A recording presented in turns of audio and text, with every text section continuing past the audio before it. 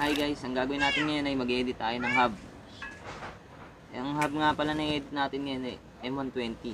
Ngayon, tuturo ko sa inyo yung sikreto para hindi nyo na kailangan magpalit pa ng pinaka-spring ng pouch niya. Plate type to, no? M120. Ngayon, tuturuan ko kayo paano magbaklas, magkabit, saka mag-edit. Ayan, ito yung ating i-edit. Bali na edit ko na yung ilang parte dyan, pero yung isang piraso turo ko sa inyo kung paano, para matutunan nyo siya kung paano yung dapat na gawin, kasi pare-pares lang din naman yung gagawin nyo kada isa nun. Nagtira ko ng isa para sa inyo. Yan, turuan ko kayo paano baklasin. Tanggalin nyo muna yung screwer nya, tapos kailangan nyo ng pamigil. Ito, tapos kailangan nyo ng katala or 24 mm na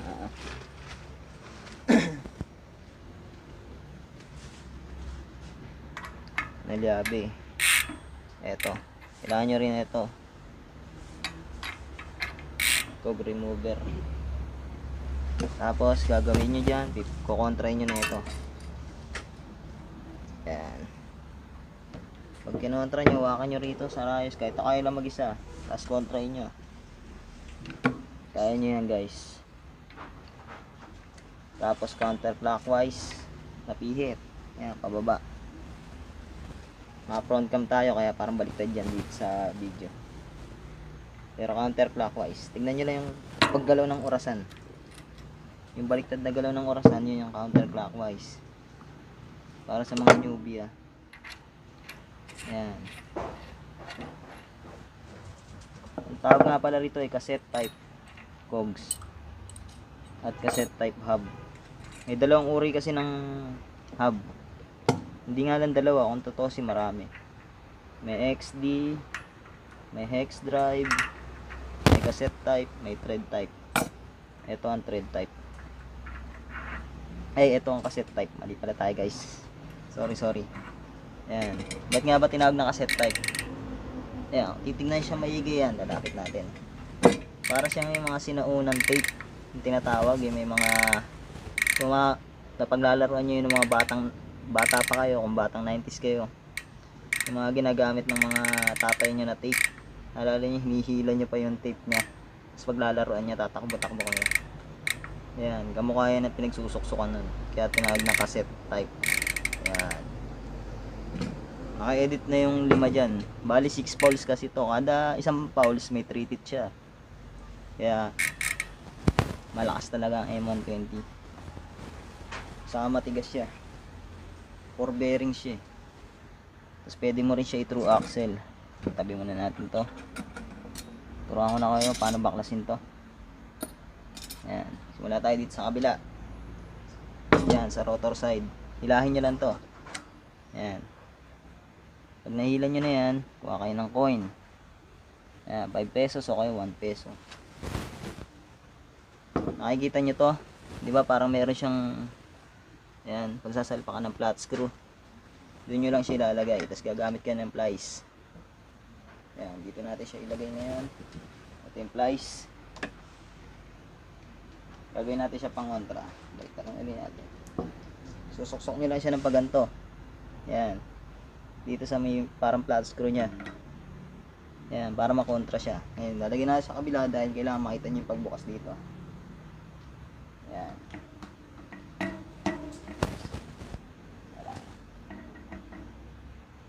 Ayan, nailagay ko na siya. Wait. Kuha tayo ng 5mm na Allen wrench dito sa ating tools. Medyo nahihirapan ako kasi mag-isa lang tayo. Ayan. Susuksok nyo rito yung 5mm Allen wrench sa gitna ng suksukan ng screwer. Ayan. Tapos pesto nyo yung maganda yung kamay nyo. Clockwise ulit. Saka nyo pihitin, pa-clockwise. Yan, mamuwag na siya.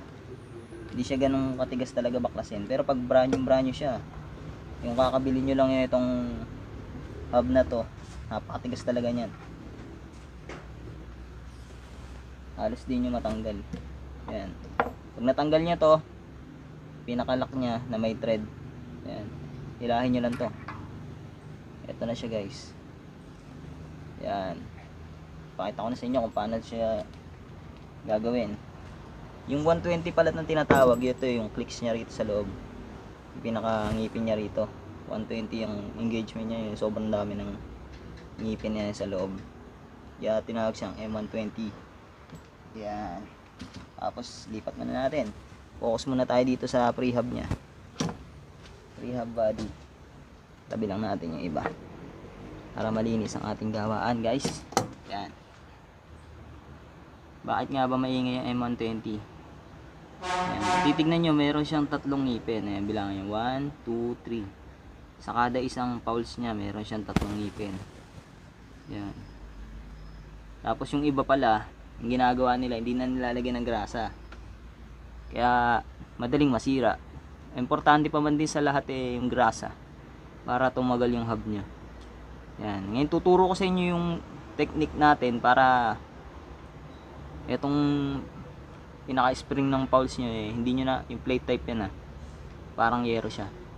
Hindi nyo na siya kailangan na tanggalin natin to yung goma. Kahit di nyo na pala tanggalin yan, mamaya tuturo ko sa inyo yung technique ng pagpasok. Yan, di ba? Nakita nyo yan. Tuturo ko sa inyo ngayon yung technique nito kung paano siya gagawin. So, ginawa ko na yung 5 dyan. Bali, isa na lang kasi pare-pares lang din naman yung paggawa doon. Makikita nyo kung paano ko siya talagang i-edit yung pinaka, ano niya, pinaka spring pulse. So, yung plate type niya na nandito sa loob. Yan, tanggalin muna natin yung lock. Sige, baba natin yung camera para hindi nyo nakikita yung masagwa kong mukha. Yan. Turo ko sa inyo kung paano. Panoorin nyo maigi guys ha. Yan. Nakita nyo to. Ito yung pinaka lock ring nya. Lock ring. Parang Bisaya lang ba no? Yan. Tatanggalin nyo lang. Kaya ng daliri nyo yan. Ayusin natin yung camera.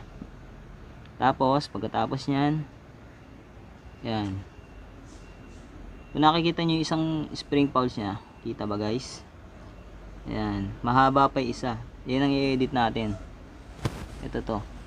Yan. Kailangan yan, iiksian nyo lang. Pero stock pa yan ha. Stock pa yung plate nya na. Yung plate spring nya. Yan, tanggalin natin siya. Tapos kunin nyo lang to. Yan. Habang mahaba pa yan, ang gagawin nyo, pasok nyo muna uli siya rito. Paano nga ba magpasok na ito? Yan, tapat nyo lang dyan sa butas. Pag tapat nyo dyan sa butas ang lusutan nya, yan, tapos gamit kayo ng flat screw. Yan, kukuha tayo ng flat screw dito. Yan, tapos batakin nyo to. Nakita nyo to? Ito yung pinaka plate nya, plate spring. Yan, plate spring tawag ko sa kanya. Batakan nyo pataas para tumigas. Yan, pag nakita nyo tayo na siya, yan, nakikita nyo ba tayo na? Okay na yan. Hilahin nyo.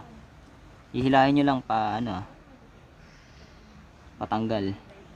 Hinihila lang yan. Kamay lang din, kaya ng kamay yan. Yan, so natanggalan natin gamit tayong gunting. Mapurol or matalim, bahala kayo. Pero mas maganda kung matalim. Pag pinutulan nyo yan guys, yung halos dulo lang nakikita nyo ba? Yan, medyo mahaba pa kasi yan dulo lang yung kailangan yung putulin sa kanya. Bakit? Dahil pag sumobra kayo ng putol, di nagagana yan. Masisira na ng tuluyan yung plate spring. Gagawa na kayo. Napakahirap pa man din gumawa niyan. Saka hindi naman ganun kahirap. Kaya lang baka madaling masira yung mapalit yung spring. Ayan, nakita nyo ginupit ko Ito ang sumobra nya. Yan. Napakaliit lang ng pinutol ko, di ba? Tapos dahil yung dulo niyan, yung pinaka edge niya, meron tupi. Ngayon tutupiin niyo siya. Yan, ang tupi niyan guys, nakikita niyo itsura, di ba? Pag ganito yung tupi niyan, pababang ganyan habang hawak niyo. Ngayon tutupiin natin siya. Konting-konti lang. Bawal ito yung sumobra dahil pag sumobra kayo, tutukod yung pulse, sisirain yung pulse niyo. Kapag nasira yung pulse niyo, bili kayo bago. Yan, inipit ko siya tapos ibababa ko lang. Yan. Kung makikita nyo, kita ba? Mahirap kasi makita, maliit eh. Wait lang, ayusin natin yung pagkakaano. Basta may tupi yan guys, tinupi ko yan, dulon-dulo lang talaga. Hirap kasi makita dito eh. Yan. May tuping-tupi yan, maliit lang talaga.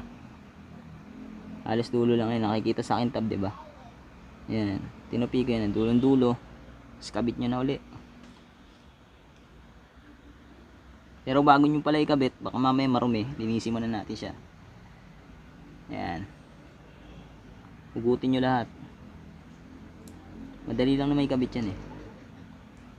Punasan nyo lang siya. So okay na. Kabit. Bago nyo ikabit, lagyan nyo ng grasa to ah. Huwag kayong basta-basta lang na kabit ng kabit. Gusto nyo maingay, ganito. Huwag na natin lagyan ng grasa. Kailangan, pinaka-importante dyan yung grasa dahil yun yung magpapatagal sa habis nyo. Hindi siya iingay ng sobrang ingay pero doon naman kayo sa syempre sayang naman yung pera nyo. Tatagal lang siguro yan ng buwan, di aabot ng taon sa inyo yan kapag di nyo nilalagay ng grasa. Saka papakat yan, kayo rin mahihirapan. Ano nga ba yung papakat na sinasabi ko? Yung pinakapapakat sa kanya guys, yung pinakapadyakan nyo. Minsan lumalawlaw yung kadena pag nagpi-freewheeling kayo. Pag nagpi-freewheel. Ayun. Ganyan mangyayari. O masisira yung RD nyo dahil ihilahin niya pataas yun. Pag nasira yung hub nyo. Tapos kuha kayo basahan. Ayan, basahan. Pero mas maganda kung gamitin nyo yung mga damit na gamit na. Para yung mga singit-singit masundot nyo. Ayan. Pag ganito kasi sumasabit-sabit lang siya. Ayan. Linisin natin siya maigi.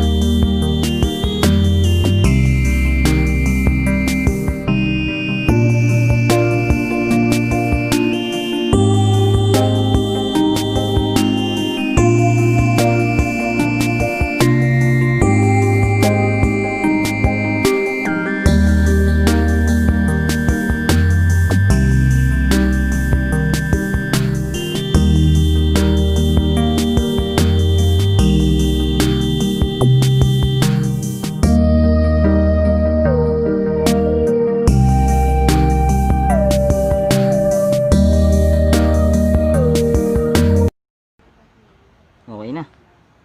Malinis na siya lahat. Tuturuan ko naman kayo paano maglagay ng grasa. Wait lang, kuha na tayong grasa guys. Kuha na yung grasa. Tapos gagamit tayo ng panundot. Ayan.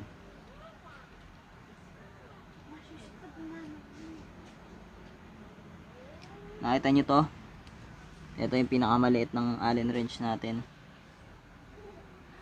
Mga 2mm lang siguro to. Kuha lang kayo ng grasa. Yan.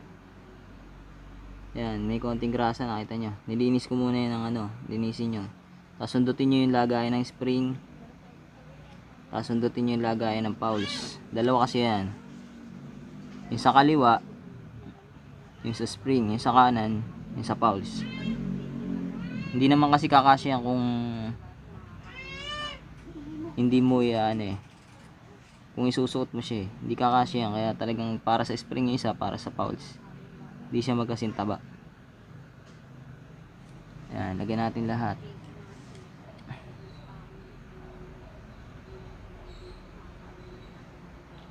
Ito yung pinakalagayan, dalawa yan kabilaan lagi.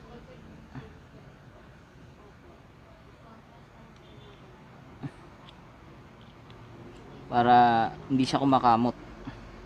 Kasi once na kumamot yan, magsisimula na yan. Hanggang uhukayin niya na yan. Napaka-importante nitong tinuturo ko sa inyo para sa safety ng inyong bike at syempre mahal-mahal nyo yung binili. 3K nga palang bili dito, no? Pero minsan may mura rin na shop, baka mura nyo lang mabili to. Ito nga pala yung latest ng M120, ah. Yan. Ngayon susuksok muna natin yung spring. Ayan, suksok nyo yung spring. Lahat, spring.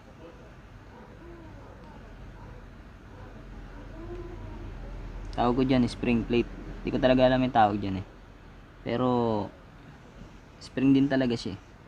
Kaya lang, plate siya. Plate type, hindi siya yung spring na wire. Kagaya nito, wire. Yung mga iba kasi, LDCNC, Aerowick, naka ano pa pala yun, naka plate din yung Aerowick. LDCNC naka plate din pala yun. Yung mga ano bang habang mga ano, ang mga wire type na spring. Technique, yan. Technique, mga Ragusa. Pero meron din silang mga plate type eh. Tapos ano pa ba isa? Technique, Ragusa, SRAM X9. Okay, kakabit na natin to. Pipindutin nyo lang to pababa, yung spring. Gagamitan natin ng kuko na mahaba. Bahala kayo, pwede ring flat screw o basta manipis. Pindutin siya pababa, tapos pasok nyo yung fowls. Ayan, pag pinindot nyo sa pababa, ayan, nakita nyo ba pagka pindot ko, pinipipi ko siya. Saka nyo ipasok yung fowls. Medyo mahirap din siya ipasok. Ayan, pasok na. Kundi pa kabisado, kaya lang ako kabisado na kasi. Pero syempre lahat naman tayo nagdadaan sa pagiging newbie, kaya talagang mahirap siya sa umpisa. Pero pag nakasanayan mo naman, madali lang siya. Ayan, pasok lang ng pasok guys. Diba? Diba? Hindi ko na ikabit agad. Kasi kahit akong matagal nang gumagawa eh, nahihirapan din syempre. Wala namang bikers na nagsimulang magaling agad. Meron nagsimula, nagmamagaling agad. Pero hindi lahat. May tao talaga na sobrang bait. Ayan. Nalaglag. Panoorin nyo maigi yung pagkakabit ko, dinidiin ko lang. Tapos pasok mo na. Ayan. Ay, nakalimutan pala tayo kabit ah. Pero kayang ikabit yun. Kaya mag-alala. Hindi ko kakalimutan niya kung di natin kayang ikabit. Pasok ulit. Iyan. Didiin nyo lang ng kuko o may kasama kayo. Padiinan nyo ng flat screw na manipis. Ayan. Kasi gitna ako. Ayan. Tapos ito, pasok nyo lang. Ngayon dahil naikabit na natin siya lahat guys, yan, kitang kita na, diba? Lalagyan naman natin ng grasa yung pinaka ano nya, pinaka pulse nya. Maninipis na grasa lang siya guys. Tapos itong pinaka alloy na body nya, rehab, lagyan nyo rin konti, manipis lang. Huwag masyadong makapal. Saktuan lang. Pangit din naman kasi sobrang dami. Ayan. Okay na siya. Tapos ito, lagyan nyo rin grasa to. Yung parte na to. Ayan. Konti lang.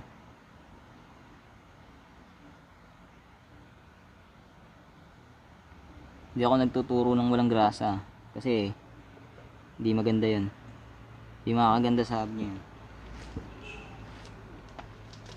Tapos itong parte naman na to, sa hub, ayan, sa nabihab natin, yan, punasan mo rin yan yung loob niya para talaga malinis. Ayan. Kabilang side naman.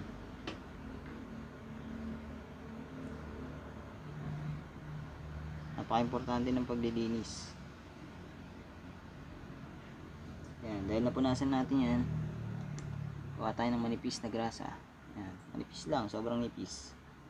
Tapos pahid mo dyan, paikutin mo. Dahil may grasa naman na yung isa eh. Tapos, balik natin dito. Yan. Tapos, ang gagawin natin, kunin natin prehab. Tapos, itong pinaka, ano niya, oil seal niya, para hindi pasukin ng tubig basta-basta. Pero itong oil seal na to, matigas to guys ha. Goma rin siya pero matigas. Punasan nyo muna bago nyo isalpak. Ayan. Hindi na natin lalagyan ng grasa yan dahil may grasa naman yung iba. Ayan, pag malinis na siya. Ayan na. Okay na yan. Tapos ito ang labas guys ha. Ito ang loob. Ayan, papasok natin siya. Tignan nyo, paano natin papasok yan? Diin nyo lang dito. Ayan, ipasok nyo muna sa mga fowls, sa tip ng fowls. Ayan, idiin nyo isa-isa. Ayan, hanggang pumasok siya. Tapos diin nyo rin yan. Tapos, ito namang isa. Ayan. Tapos, gagawin nyo, ayan, nakikita nyo, diba? Yung ibang parte, nilagay ko sa gitna. Pigain nyo yung ano, fowls dahil medyo matigas na siya. Tapos pasok nyo. Ito naman kabila. Pasok nyo ulit. Yung iba kasi nahihirapan dito kung ano-ano pa ginagamit eh. Gagamit pa silang sinulid, gagamit pa silang kung ano-ano. Yan. Tapos ibalik natin muna yung lock nya. Lock ring. Yan. Ito yung lock ring nya. Pasok nyo lang. Kinakamay lang yan. Mas magandang gumawa kayo nito, may guantes para iwas sugat. Yan, nakakabit na yung lock ring nya. Ito yung lock ring oh. Yan, may pasukan yan dyan. Naka-pattern na talaga siya ron para din siya ikabit. Tapos yan, nakita nyo, di ba? Yan, nasa gitna siya. Nakita nyo? Ginit na ako talaga siya. Bakit ko nga ba ganyan? Para hindi kayo mahirapan magpasok doon sa hub nya. Tapos, yan. So, nandiyan na tayo. Pasok na natin siya. Wait lang, ayusin natin ang camera para maganda. Yan. Smoothing. Ito na siya. Ito na yung hub. Bali, ang gagawin natin dyan, grasahan natin ng konti. Ito. Pinaka, ano niya, axle niya. Sa motor, tawag dyan, axle sleeve. Ganyan. Kung makita nyo, meron dito yung ano Kaya tatanggalin ko para makita nyo. Minsan kasi sumasama to. Ito ang tinatawag na spacer. Importante to. Baka mamaya kasi malaglag yan, hindi nyo pansinin. Baka hindi nyo na alam kung saan nyo ilalagay. Yan, ito ang spacer. Minsan sumasama yan dito sa prehab. Ipasok nyo lang uli yan. Kung nalaglag yan, ipasok nyo lang yan. Pinaka-spacer yan ng prehab para hindi siya sumahid sa bearing.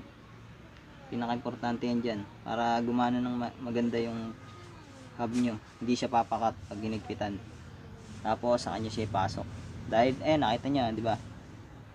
Yan, nakagitna siya sa mga teeth. Kusa naman yan papasok dito eh. Kapag pinasok nyo na to, yung prehab. Yan, pasok nyo lang. Maririnig nyo, malagutok-lagutok pa, ano. Bagong-bago pa tong hub ko eh. Pag di nyo may pasok, galawin nyo lang yung spacer sa gitna. Yan, baka hindi lang nakatapat. Yan, masok na siya. Pakita ko naman sa inyo kung paano siya papasok dito. Tulak nyo lang. Ayun, pasok na. Yun na yun. Ayan, nakita nyo orange. Lumabas na siya. Sa kanya ikutin. Edited na yan. Dahil puno pa siya ng grasa, hindi pa gumigilid yung grasa. Medyo may pa yan. Parang motor lang yan na ano natin. Binay break in. Tapos, kabit na natin. So, magkakabit-kabit na tayo. Ito, linisin nyo muna bago nyo ikabit. Tapos, lagyan nyo ng konting grasa or grease. Ayan. Pagka punas nyo, lagyan ng konting grasa. Ayan. Okay na. May grasa na siya. Ikot nyo na siya dito. Para ready na. Ayan.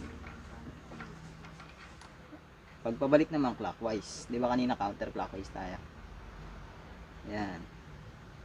Ayan ang tinatawag na cassette type hub ah.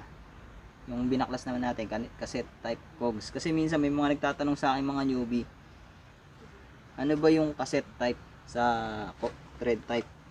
Ayan. May papaliwanag ko na sa inyo. Nahuhugot lang siya ng ganyan. Susuksok nyo lang, tapos gaganon. Yung pinaka-thread niya lang, ito. Ito lang yung pinaka-thread niya. Yung lock niya ng cogs. Tapos yung part naman na yung thread type naman, diikot siya, isang buong cogs yun. Isang buong ganito. Tingnan niyo to. Yan. Isang buong cogs, iikot niyo siya pa ganun. Yun ang thread type. Tapos yung hub niya, hindi siya ganito na sumasabay yung pre-hub. Yung pre-hub niya nasa loob. Pinaka pre-wheel niya.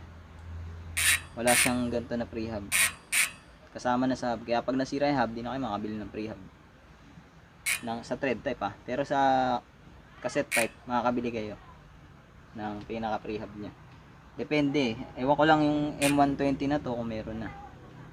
6 pounds kasi siya. Tapos iba yung engagement niya. Kaya baka wala pa nito. Di ko rin sure. Tignan nyo rin sa Google kung meron na rin. Or search nyo na lang. Tanong-tanong kayo. Yan. Dahil hinigpitan na natin to guys. Kuhanin nyo uli yung coin. Importante yan. Pangontra yan. Pahigpit naman tayo. Puro ko ulit sa inyo. Yung kanina. Baka nakalimutan nyo na yan. Papansin ko sa inyo yung pinaka... Yan. Nakita nyo parang may flat screw yan. Diba? Pamigil. Kung may malapad kayo na sakto dyan, pwede na yun. Pero mas maganda coin na lang para hindi na kayo maghanap-hanap ng kung ano. Sok-sok nyo ulit dun yung coin. Ayan, 5 peso coin ko. Kahit piso lang, pwede na. Ayan, kita nyo ba? Nipit ko lang siya ng plies, pag ganyan. Pa-side. Para mas malakas yung ano ko. Pwersa ko ng pag ano sa kanya, pagpihit. Dahil kung pa-front, pag ganyan, hirap. Mas maganda pa-side. Tapos, gagamit tayo ng 5mm na Allen wrench. Hirap eh. Ito yung 5mm na Allen wrench. Tutok na muna. Tapos higpitan nyo to. Pasok nyo sa gitna. Sa suutan ng screwer. Ayan. Pag mahigpit na, okay na yan. Kailangan mahigpit ah. Dahil pag di nyo hinigpitan yan, lumuluwag yan minsan. Nasubukan ko na yan. Tagal na rin natin kasing gumagawa guys. Ayan. So okay na siya. Ayan na yung tinugan yan. Parinig na natin. Medyo may nakasa na. Hindi pa kasi kumakalat yung grasa niya. Pag namipis na yung grasa, kumalat na sa loob, mas gaganda na yung palo niya. Pero maganda talaga may grasa. The best. Huwag nyo kalimutan ikabit tong kabila. Ito, punasan nyo muna. Tapos lagyan nyo rin ng grasa. Ito. Pinaka-adapter niya. Lagyan yung grasa dito para smooth. Smooth na lagi ang galawan.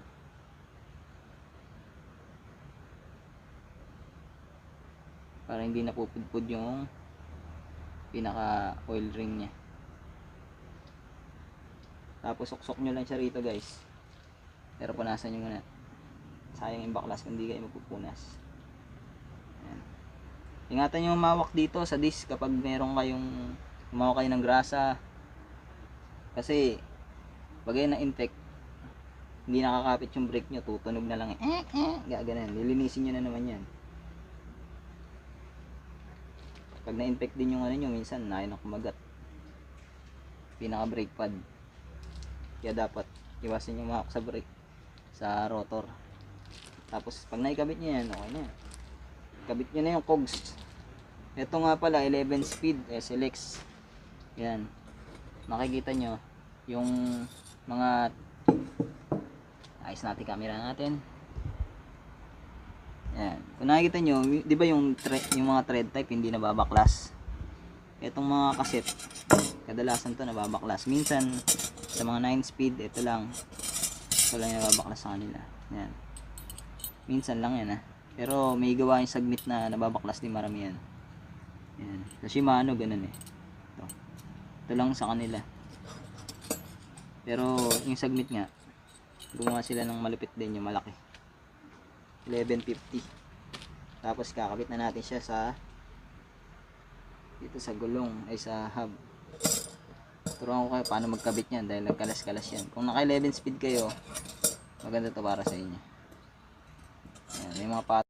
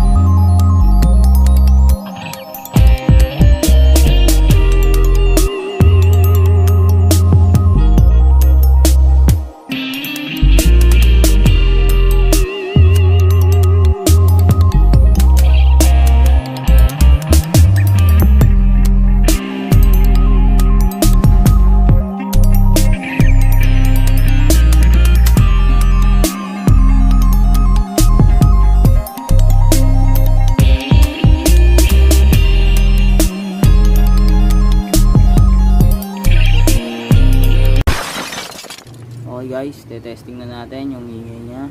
Sound test tayo. Ito, pakinggan nyo maigi.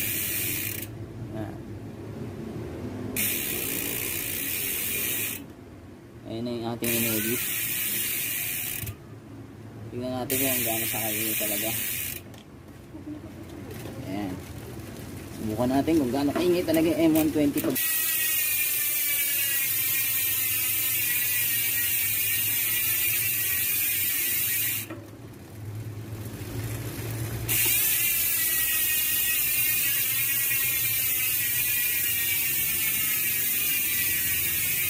pakita ko sa inyo, hindi gumagalaw yung ano nyan guys. Tagyakan nyo nga ba kumaanda. Ayan. So yun na yung sound check natin ngayon. So yun muna guys. Ayun muna ang ginawa natin ngayon. Nag-edit tayo ng M120 na hubs, 6 fouls, 3 teeth kada isa.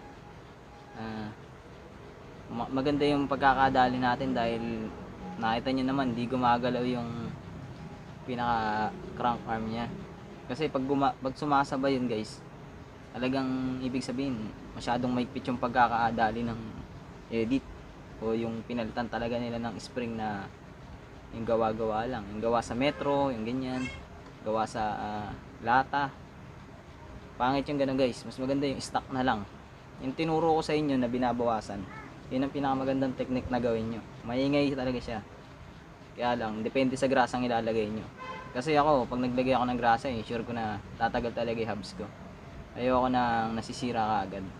Siyempre, pangit naman tayo magturo ng hindi makakaganda sa ating bike, di ba? Paano kung nasa long ride tayo tapos nasiraan tayo? Tapos yung sakto lang yung dala natin pera, pampagawa lang. Hindi na tayo nakakain, di ba? Mas maganda yung smooth na talagang kahit nag long ride ka, wala kang iniintindi. Importante palagyan mo ng grasa yung hub.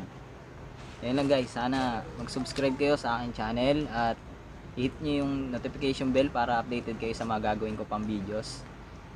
Yun lang guys, maraming salamat and ride safe. Salamat ulit.